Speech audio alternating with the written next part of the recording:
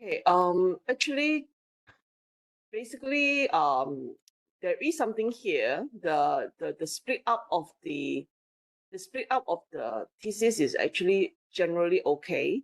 Okay, but the Mm-hmm. thing is, the information that you have inside here is not enough.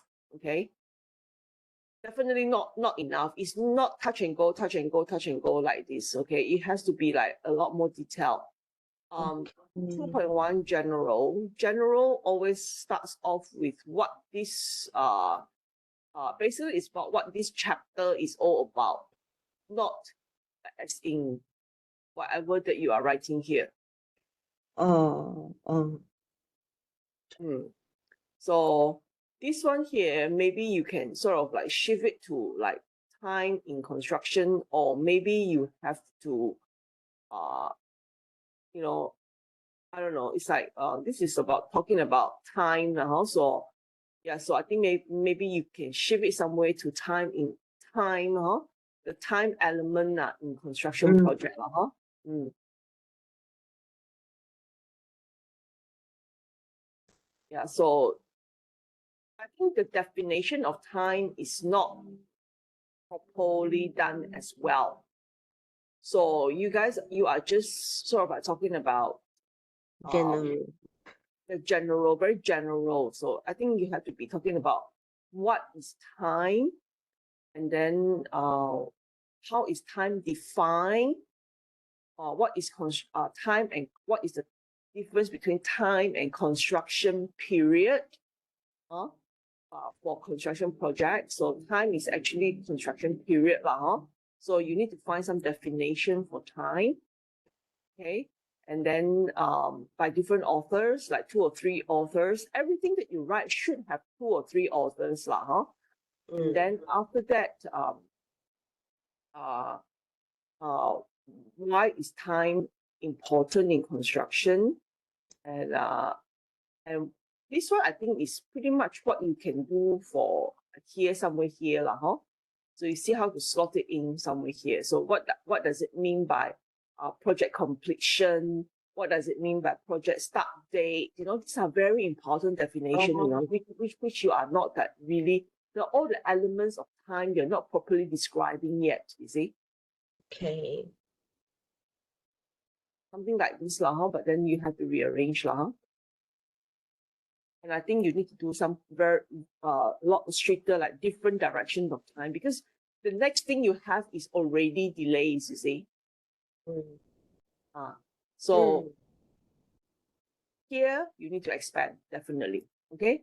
The different aspects of the definition, like what is completion time, what is time in construction period, what is start date, what is end date, and then why is time crucial, what is important, what does it affect, and then what does it affect the different segments of construction projects. And yeah, I mean, like, it's a lot more that you have to do, Okay. I would say that here for time, you have to write at least a page or so. Oh. Yeah. Okay. Then at the end of this time section, because it's already going to 2.3, you should summarize and say that, time is very, very crucial, something like that. Then the time that you write with your own words. So if time is very, very crucial and there are issues with time, in fact, if you want to go to delay straight away, I think under here, you should talk about problems with time, and time management also have to be in here already.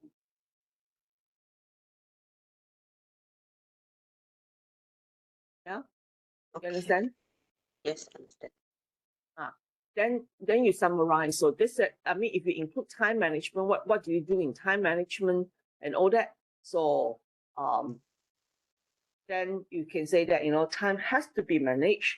But even though time has been managed, so it is a very long-standing thing in project management, in construction management.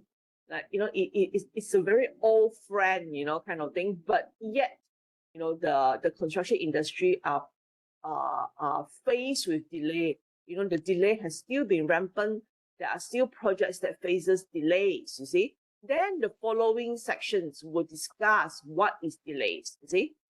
So you need to have a small paragraph that summarizes whatever that is above. And then relate to the delay. Yes, correct. Okay. Okay. Again, yes, like I said, all your sectioning is okay, but the thing is the detail is not there. All right. So delay, it means this is yeah, so there's only about 2 definitions on delays. So I think you need to expand this a little bit more, okay? And you have a thing on causes of delay. Yeah, that's fine. Yeah, you don't have anything on. I think you don't have anything on. Suddenly slipped my mind. Okay, delays, causes of delay. What is the implication of delays? Implication as in, if delay happens, what issues, what are the consequences? If something like effect of delay. Huh? Something like effect of delay. Yes, effect of delays. Yes, consequences lah. Because you didn't explain in the other sections, so if you have it in the other sections, then you may not need to write it here lah, huh? But this is to show that the significance of delays. You should have I mean, like, if you don't want to talk about it here, what you can do is you need to expand what is delay, what is a proper definition of delays in construction project. And there are many types of delays, so you go into types of delays first, okay? And here I think the type of delays is actually okay lah, but a bit incomplete also like. Non-excusable, excusable, compensable. Yes. Instead of like throwing this, like, so many people at once go in just this one sentence, can you just like talk about it by Hamza, by Khairul, by Ramzi, then you have a lot of things to write already then. Because they all describe the same thing. It cannot be exactly the same thing. I mean, like, they classified the same thing, but they thought different. Okay.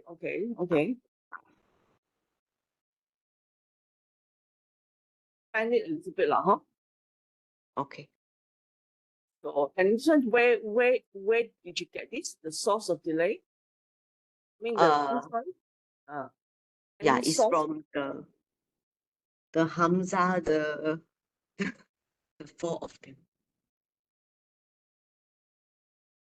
Oh, you need to put the source because this is not yours, right?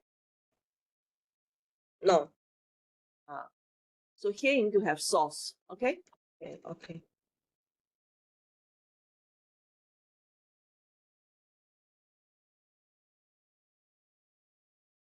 Okay, and then okay, this is, you talk about non-excusable. How to summarize like this lah, huh?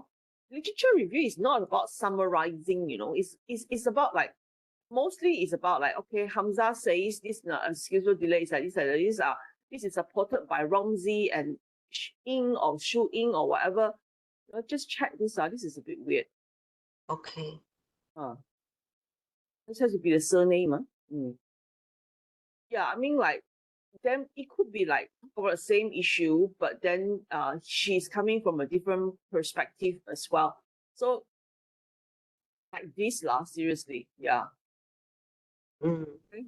So this is one segment. Excusable delay are further classified into 2 categories. Okay. This is too short lah, huh? So you need to combine with this one as well. Concurrent delay. Excusable, non excusable, concurrent. What about compensable or non-compensable? It's inside the excusable delay. Okay, okay. Oh yeah, this will. Mm-hmm.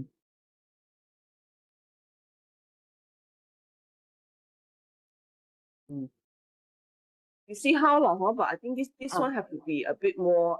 Every paragraph needs to be expanded a little bit lah, huh? With extra offer, and don't try to summarize.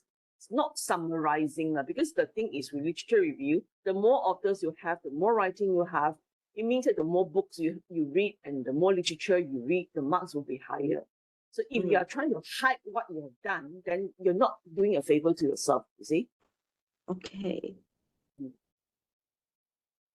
So I think maybe after this you can have the implications or the effects or the consequences of having delays first, and then causes of delays. Or you can do causes of delays first, but you must have a section on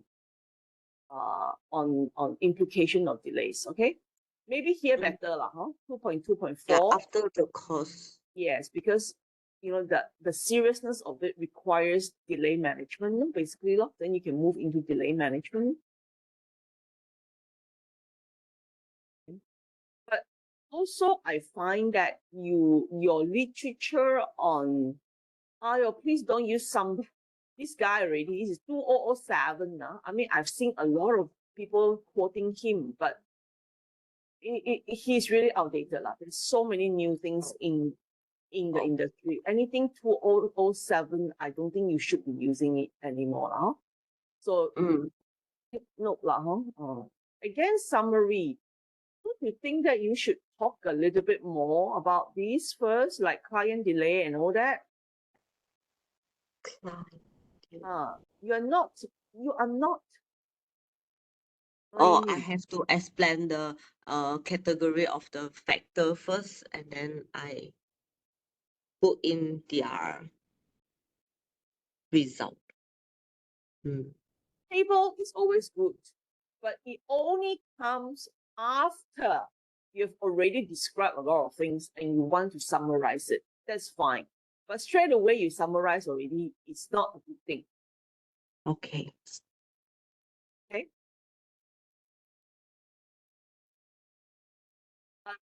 Hey, seriously, causes of delay, it's like tons of literature out there. Okay.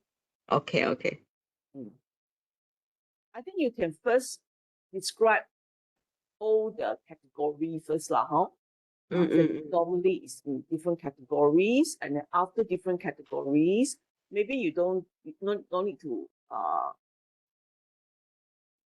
or maybe under different categories you can describe some of the major effect, huh? I mean, it's like normally we would try to describe as much as possible for each category, but you may ask me what is enough. Is it so? So this one here, like I said, you should actually I would have actually see okay, Zidane and Anderson mentioned that for material related factor is usually related to what, and then followed by Hasmori, who actually mentioned this is that you give writing first and then you summarize it with something like this. Okay. Okay. Here you did describe. Here you did. I think just put the table down. Yeah. But then the thing is the way that you're describing here, make sure that it flows with the table as well. Yes. Supposed to be you write a lot here already, and then after that, or you write according to countries. If you write according to countries, fair enough, then you can read like this, but I think you need to expand a little bit more for each chapter, I mean, for each countries, And let's see if you have any other supporting one. And they try to also focus on Southeast Asian region as well, like Indonesia, Thailand, because we are developing countries, Okay. Some 2 or 3 on the Europeans, American, Australians, Western, Mm-hmm. and then a few, let's say, if you can find on Korea, the East Asian, and then on the Middle East, one section, kind of thing. So Okay. try to group them properly, and then you summarize, then it makes sense. Okay. Okay. And so implication of delays, so this one you shift down. This becomes 5. Okay, so delay regarded it's not really a normal thing, but then it's like not a norm. I mean, like it happens frequently. Norm is like, oh, we all should be accepting it. Okay.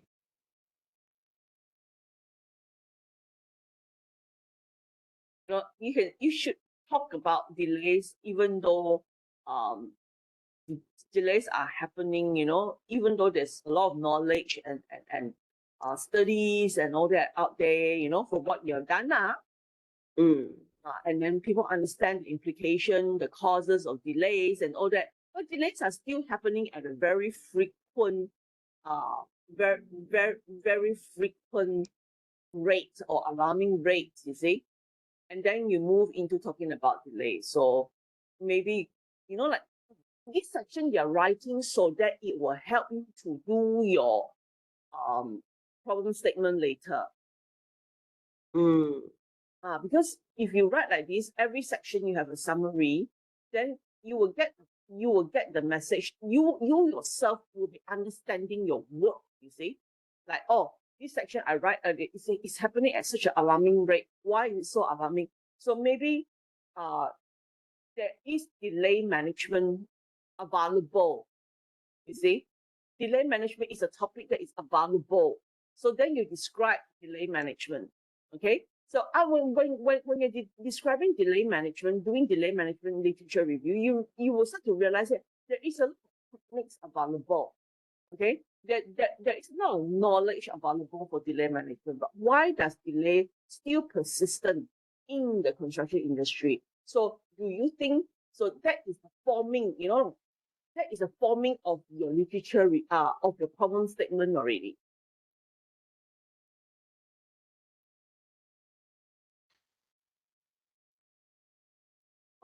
Okay.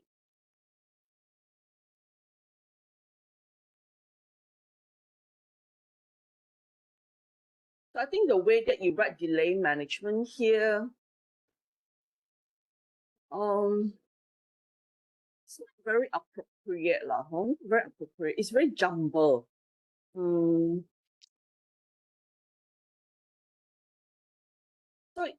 this section, after the implication of delays, then you maybe should end up and say that, so delays really needs to be managed, and then you're talking about what are the available knowledge on delay management.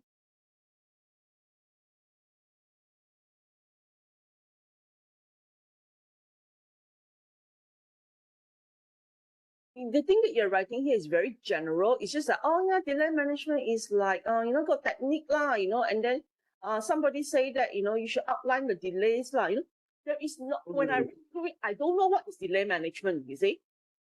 Mm-hmm, mm-hmm. So what is delay management? Can you tell me? So this is the things that you have to point out in your.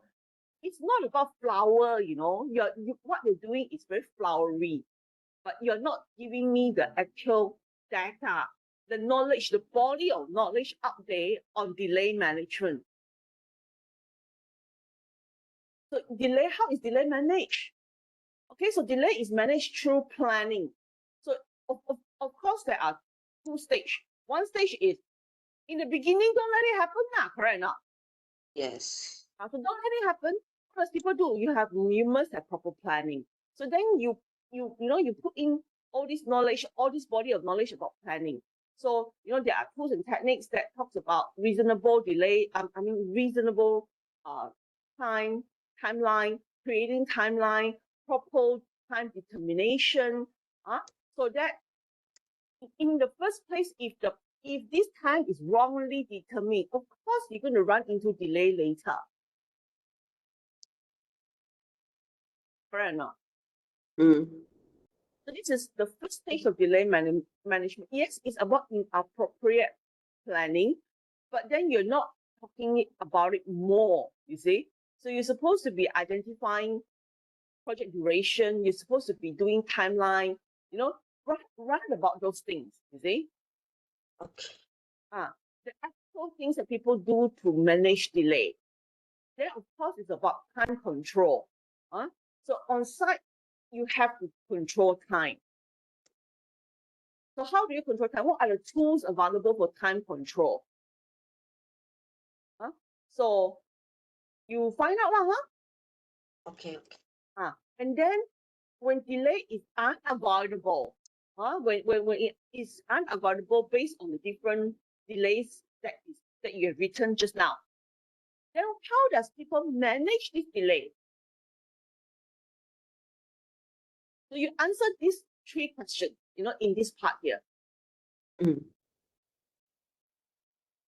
So how does people manage delay? So what they do is, if delay starts happen, practically, all project manager will have to find ways to catch up. Okay, improve the situation. So what are the body of knowledge out there about how to catch up with time? Then that is practical. Then if delay is not practical anymore, then we have to revert to contract. That is where we need to assess the delays and then get remedies for the delays in terms of the contract. Right now. Yes. So these are the few things that you need to write down in delay management. That is delay management, you see. Then when you come to the contract bit, then you move on to assessing delays. Delay assessing. Assessments are not assessings, are delay assessments. The flow again, in standard form of contract. Okay, so don't jump to standard form of contract. Just you to talk about delays in contract, and in Malaysia, we use standard form, and these are the standard forms, okay? In each of the contract, there is specific ways of talking to rectify, remedy delays, okay? Or you can talk about it generally. So in any contract, there should be clauses on delays, and they are focusing on a few different things. Number one, they'll talk about the reason for to be allowed for the penalty, how to handle delay. So you can general one first, and then focusing on Malaysia way of handling a delay in standard form of contract. Okay, and you should talk about it in terms of every standard form.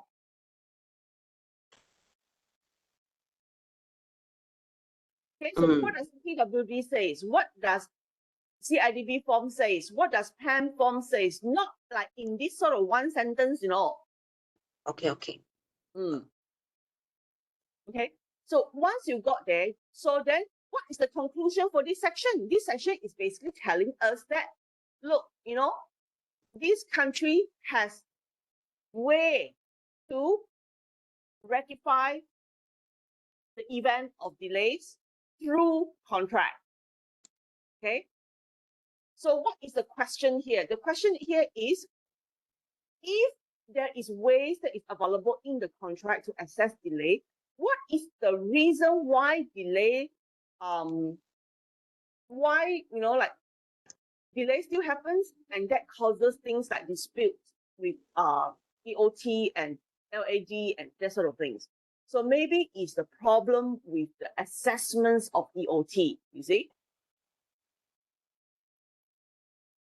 And then you move on to, you have to find the bridge. You have to find why you are writing that particular section, you see? You don't just write because I tell you to write.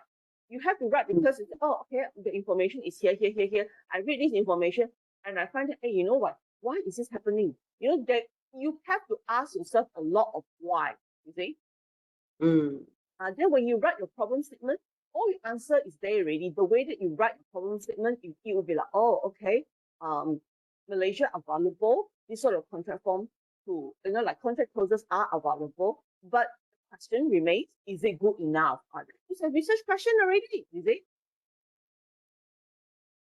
So then your research objective will be, oh, to investigate the appropriateness or the effectiveness of clauses in certain form of contract with respect to time and delays.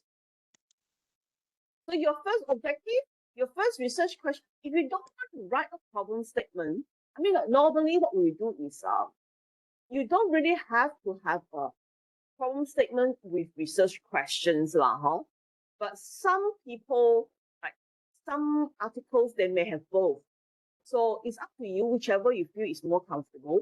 So what I do is normally I will say, okay, if you have a problem statement, each category of the problem statement should tell me something.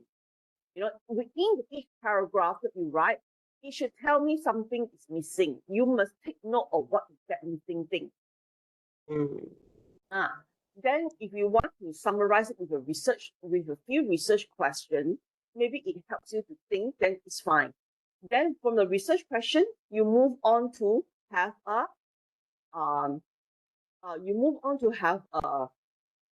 research objectives. Normally, we don't have research questions and hypotheses together. So either you have a hypothesis or you have research question. So it's okay to combine. You can combine research questions, but not necessarily. If you feel like you can read through, I mean, if the way that you write, when you write through your problem statement, it already leads you to know what is your research aim and objective, then that's fine. Okay, you don't have to have research questions. Do you understand what I'm trying to get you? Yes. Okay, huh? So yeah, so here is the method of assessing. So why are you studying the method of assessing EOT? You see? The things that you're writing here is actually, this is the method of assessing delays, not method of assessing EOT.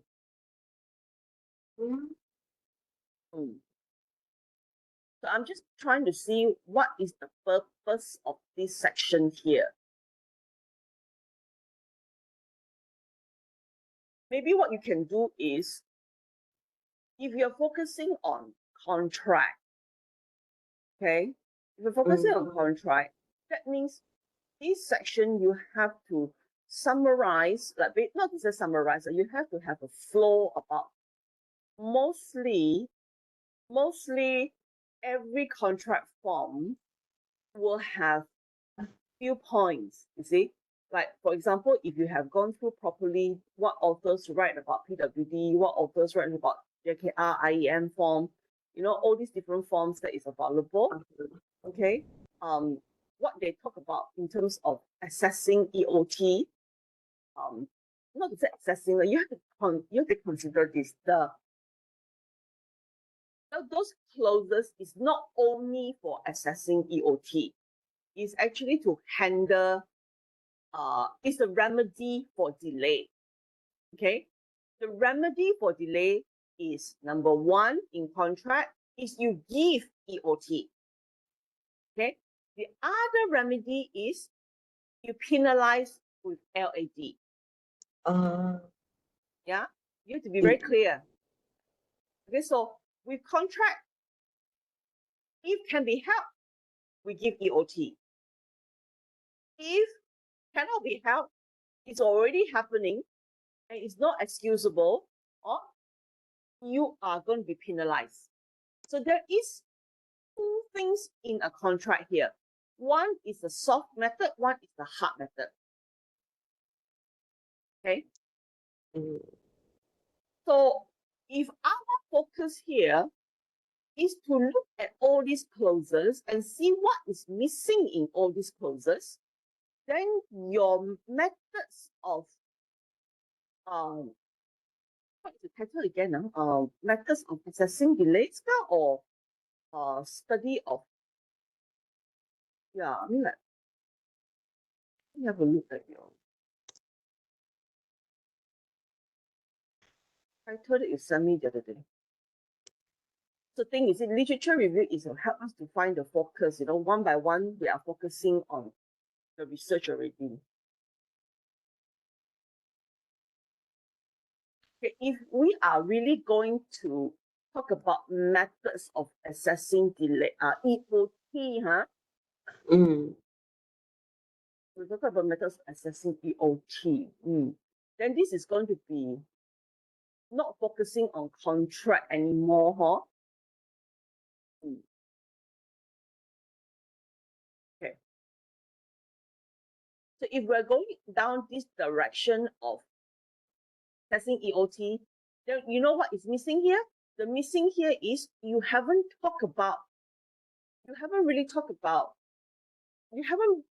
bring attention to EOT yet, you see? I mean, like, what is EOT? yeah, correct. Like, delay assessments you haven't really talked about, like what I said just now, you haven't, like, for example, this part is very, very jumbled up, it's just like throw everything in, but you haven't arranged it in such a way that it makes people understand what is the purpose here, you see? Like, it's like, okay, if I'm to about this, I mean, like, write about this, it would be like, okay, like I said, the delay management part, you would say that, all the way down, then finally you've got trying to remedy it with, you can remedy it practically, you can rectify it practically, or you can rectify it contractually, correct or not? So in terms of contract, generally you have to explain. In terms of contract normally covers what type of clauses. Okay, so in a very general, like internationally, what does contract usually covers for EOT? I mean, no, don't talk about EOT. What does normally contract covers when it comes to rectifying delays? So number one, like I said, they will look at situation whereby the delays will be excusable and all that. Then something called EOT will be given, you see, and there will be process in dealing with EOT. Yeah, so this is okay. The thing you write here is okay. The information are there, but it's just that you need to break it up and put it at the appropriate places, you see. So this one here, there is process available. So if you talk about it generally, what is EOT, and then what are the typical process for EOT, and then you mention going into Malaysia. See, like you're talking about straight away LAD and EOT, and then baru you later on here, you talk about contract form, also known as standard form. But then you already have standard form here. Then why you have contract document called standard form here explaining this thing? You see? It's just like I already talked to you for 2 hours. I mean, or I already have classes with you for 5 classes, and then suddenly you come up to me, oh, by the way, my name is Cerries, you see? So it's like if I don't need to know, or your information comes too late already. Okay, so it's like the standard way of doing things is like, okay, hi, I am Cerries. This is my information, you see? So follow that flow, you see, the bigger flow, like the bigger thing to the detail. Then the detail to the next thing, you see? That whatever in the detail, you take it out and then focus on those details, and then again you go from the bigger part of the detail all the way to the smaller part of the detail. Okay, so so let's say if we are focusing on delays and methods of assessments of EOT, okay, let's say we stick to that. Okay, so here you really need to flow into standard form. flow into contract. Oh. When you flow into contract, so you talk about what is standard form. If let's say you don't want to talk about general, straight away you talk about in Malaysia. Okay, so in Malaysia, all construction contracts have general conditions using standard form of contract. Okay, so what is standard form of contract? What do you mean by standard form of contract? And the standard form of contract, how many standard form of contract are there available in the industry? So these four things should come first. Okay, so then after the standard form of contract, all standard form of contract will talk about delay management. Okay, and they talk about delay management in the form of OT and LAD. So then you explain what is EOT, what is LAD, what is the body of knowledge with EOT and LAD, and then you also talk about it. Okay, like in PWD, what do you do with delays? In PAM, what do you do with delays? There are many authors specifically writing about 203, PAM, CIDB. So you extract those things out. Even though those are a bit older books and all that, it's okay because too old also lah, because all the forms are revamped after 2000. So I'm sure there are some books that are 2007, 2008, 2010. It's okay to use those books or to use those articles because these are very specific standard forms, you see.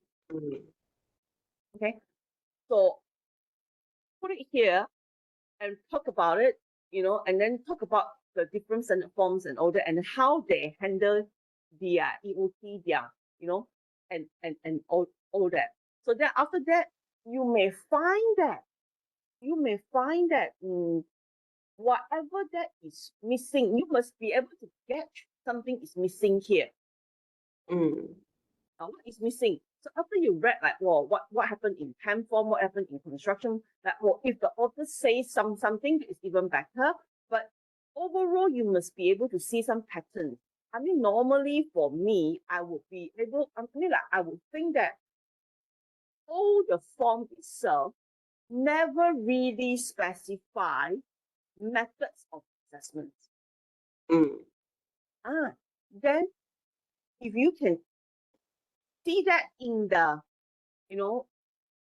all the clauses and all that, you can talk about it in terms of the clauses, in terms of, so this section will be quite big, So, you literature review all the forms and then all the clauses that is related to it. Of course, with the different authors, you cannot just write, you cannot go and read the form and then write your own thing, Yeah, one cannot.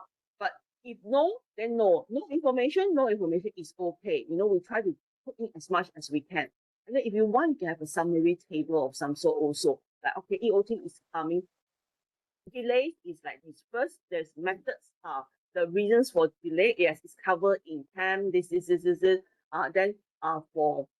after that, methods of assessment. You can do a small assessments already at this point.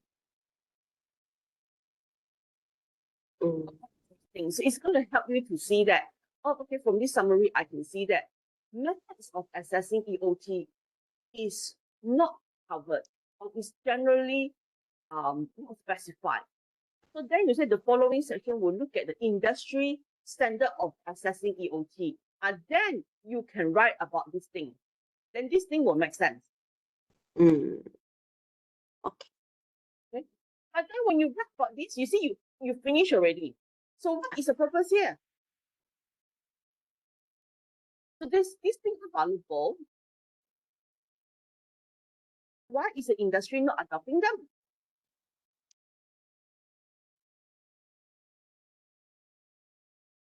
Is it because there are some shortcomings with these methods?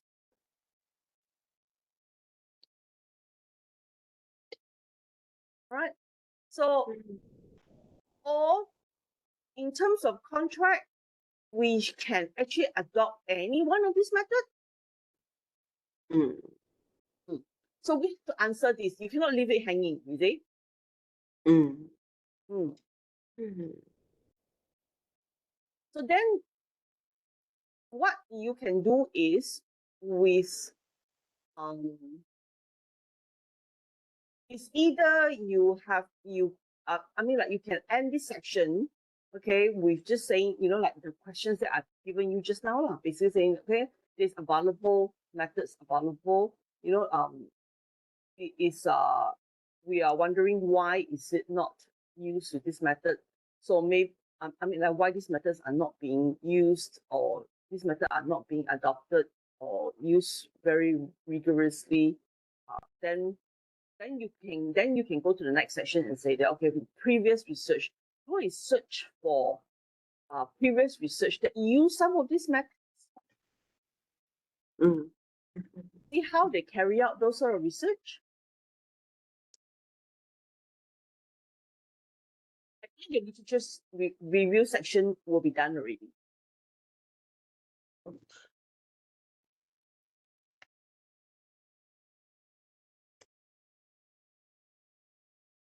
Okay, so I think you try to amend first. I mean, like, because there's a lot of information that we are going through today.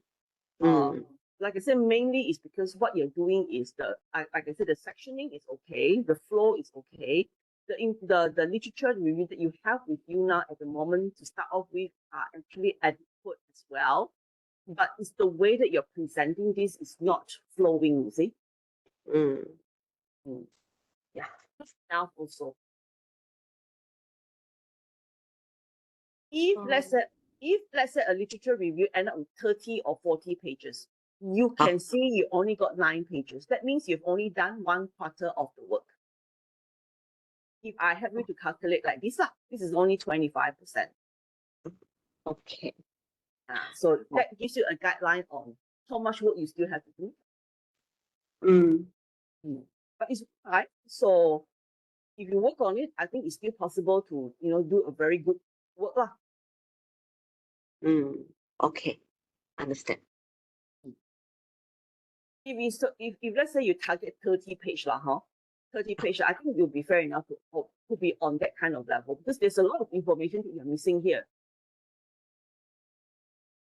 Like all the way that you have a lot of this is all touch and go. If touch and go also already got 9 page, that is if I look at it optimistically, touch and go, you already got 9 pages. So if you put in more detail, surely 20 pages, 20, 30 pages, definitely possible, correct enough. Yeah. You see,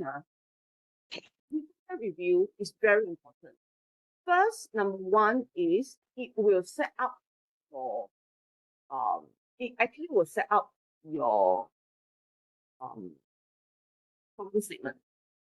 Okay, but things that you write here later on, you only need about a week or maximum 2 weeks to shift some of this information or to summarize some of this information and make it your chapter 1. So if you do a good job here, your chapter 1 will be out already. Yeah, but we need to submit chapter 1 next week. Chapter 1 next week. For the research methodology. Whatever you're writing here is more than good enough to be submitted for your chapter 1 already. Okay. Yeah, but it's just that when it comes to RP, this is not enough. Okay. Oh, okay. Okay. So if you're worried, you just have to quickly revamp this and then take some of this information and make it your chapter 1. Oh, For the RM is just okay? a briefly research proposal. Sorry?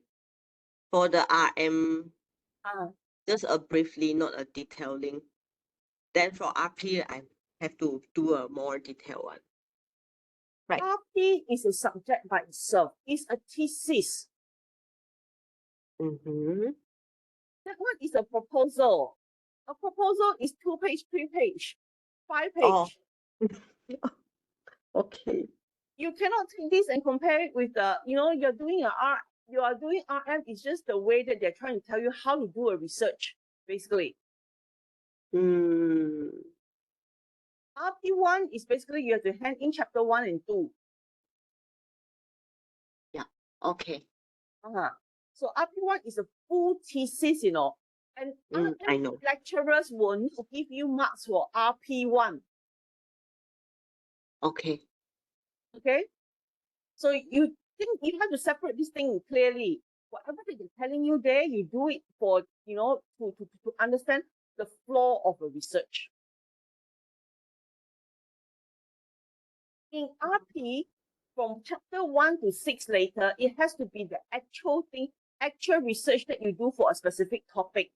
So the writing is a lot more extensive, it's a lot more things that you have to do. Because in the end, this is a thesis, you know. I know. Like you're gonna have a book, you know, one book like that. I know. It is not a 10-20 page assignment or 4-5 page proposal sort of things that you have to submit as an assignment in RM. No, it's a different thing. Okay. Okay. So normally, like I said, I'll give you a guideline is for RM, easily chapter 1 and 2. With this sort of topics, I mean, I've supervised many type of contract topics. Literature review like this easily will end up with like both literature and also chapter 1. Extra pages should not be less than 41. Okay.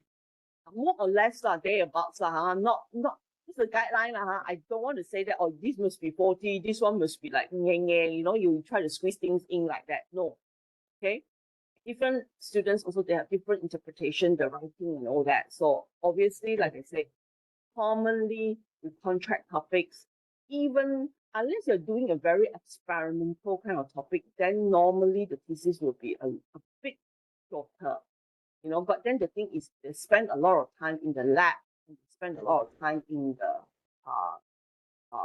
computer lab doing softwares and all this sort of things. So the level of work, but then their data that they present can be a lot. So the things that they're doing in the beginning here may seem like not so much, but actually in the end, the whole thesis is also quite substantial, you see.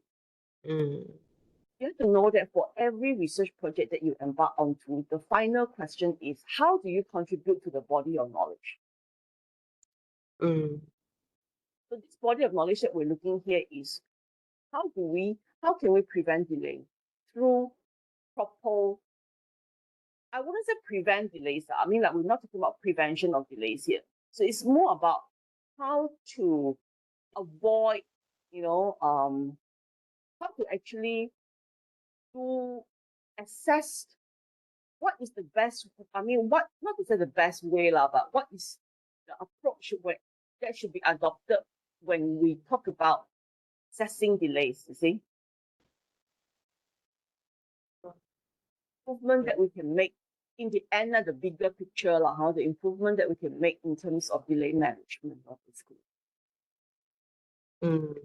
And we're just coming from the contract perspective, and then we're coming more specifically from the assessments of EOT perspective.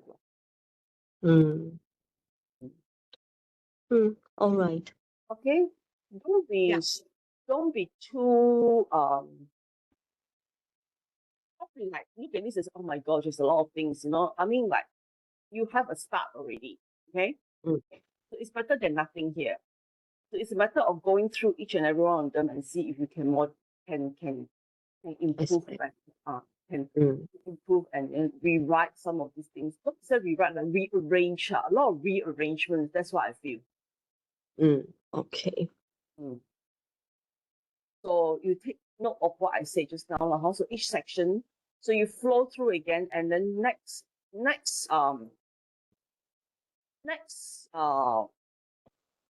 terms of previous research, this part on previous research, I think you can try to, if I can see that you're talking about methods, then we can try to, you can search for articles of assessment method, like articles on how they apply to how they apply different of assessment, EOT assessments to engineering project, and then what is the outcome. Previous research is always dealing with research that has been done before. The main thing is we want to look at their method of method of carrying out the research. Method of carrying out research. Yes. So if you group previous research, the correct and group previous research, you will get a lot of inspiration on how to write your chapter 3 later on. Because you see their method. If let's say this fellow uses this formula, this kind of study, they make this sort of comparison, then you can borrow their methods. Oh. It's not about method of carrying out EOT, Oh, assessment. okay. It's about method of carrying out this type of research.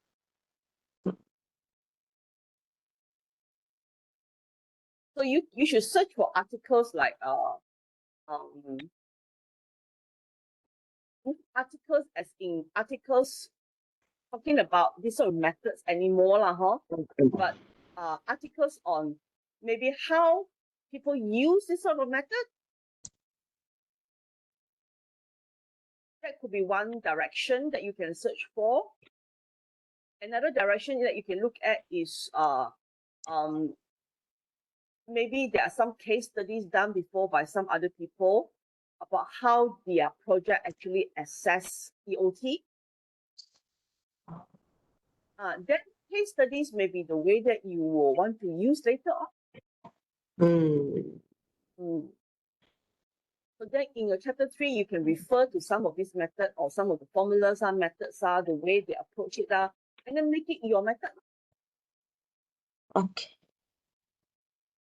So the second revision that I want to see is you go and fill up to this one also. And then we will go from there. Week 7, Okay. 10 and 2 more weeks from now. Okay. Okay? Okay, can. Pass already, week 7, week 9, week 11, then you're preparing to do submission already. Yeah. Right? Okay. Right now, so Okay. okay. So you want me to send you this recording? You need? Yes. Okay. Thank you. All right. So I will send it to you after I process it. Okay, sure.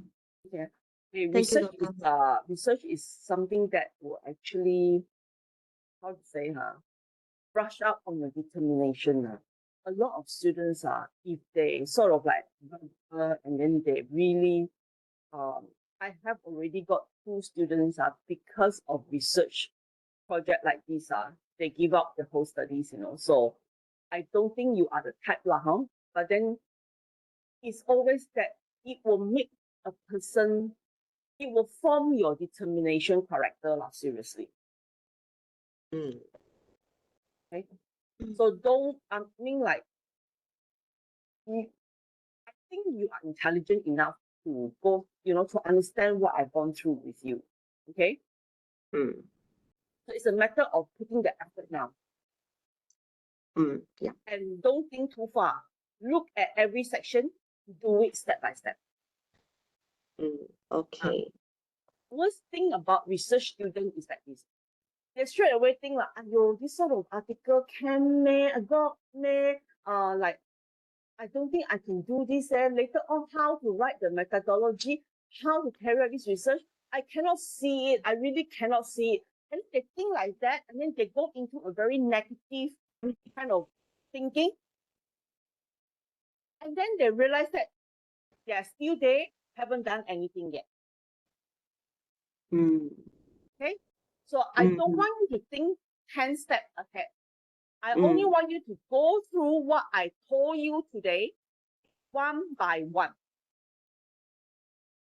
Okay. Okay? Rectify it one by one, go through it one by one, and ask yourself, after every section, what do I get out of it? What is the problem here? Why is this like this? Have a curious mind, okay? Because it's like you've read so many things already. What does all this volume of information for this particular section actually tells you? You give yourself that summary at the end of that section.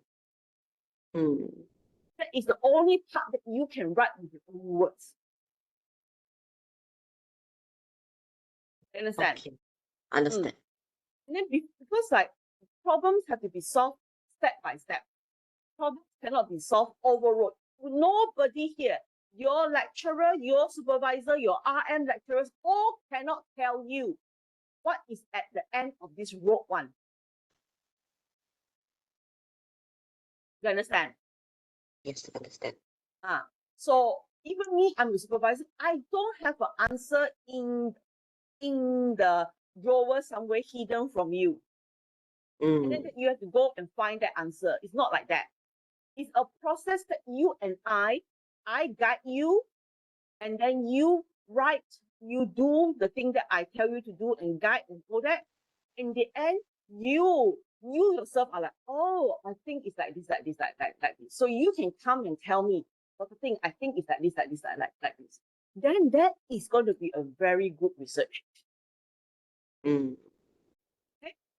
So that is the attitude we must have when we come to research project. Okay. One by one, do 2.1 first, then 2.2, then 2.3. If I were you, I wouldn't think so far. I wouldn't say, I also many section, I need to rectify 20.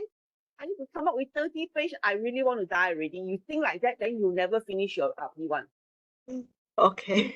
If me, I would say that, okay, today I come home from work, I focus on 2.1 section. Tomorrow, I focus on 2.2. Every day, I focus on one part. Sure enough, you will finish it one. Okay? Okay. Yeah. Focus, because the focus is, because when you focus on it, then you realize, this one I think not enough. Let me go and search for more articles. And then when you see this article, oh yeah, good, I put it in. But it doesn't flow, then I will rearrange it. So your focus is on that section, you see. Then the work will be very nice one. Okay. It's a very natural process one. You don't have to think about it, okay? Okay. All right? Okay. I'll see you then. Yeah, soon I'll be having a class with you after next week. Oh, okay. That means week 7, week 6, week 7, I'll see you lah, and then maybe after the class I can talk to you about your draft lah. Okay, sure. Yeah. Okay. Thank Right. you. Thank you. Bye bye. Bye bye.